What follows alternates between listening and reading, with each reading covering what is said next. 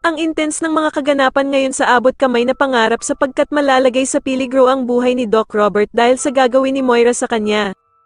Dito nga ay biglang magbabago ang isip ni Moira at sa sobrang kasamaan nga nito ay maging si Doc Robert nga ay ipapautos na din ito sa mga tauhan niya.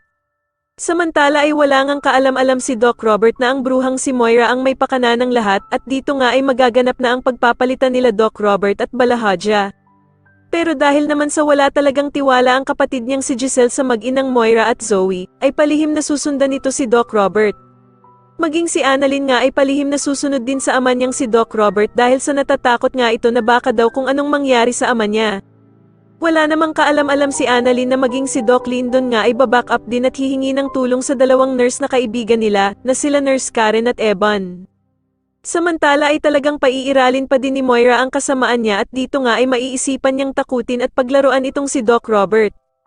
Wala namang kaalam-alam si Doc Robert na ang kausap niya na pala sa cellphone ay ang bruhang si Moira dahil nga sa iba ang boses nito sa call nilang dalawa. Dito nga ay sasabihin niya kay Doc Robert na parang nagbago na nga daw ang isip niya at balak na lamang daw niyang patayin ang ama niyang si Lolo Pepe at parang gusto na din nga daw niyang isabay si Doc Robert. Laking gulat nga ni Doc Robert nang makita niya ang laser ng baril ng tauhan ni Moira na nakatapat na sa kanyang katawan.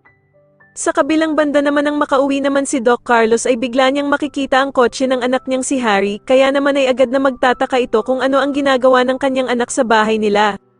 Wala namang kaalam-alam si Doc Carlos na nakatitig na pala sa kanya si Lynette sa gilid subalit hindi nga ito makasigaw dahil sa nakabantay sa kanya ang mga clown na tauhan ng bruhang si Moira.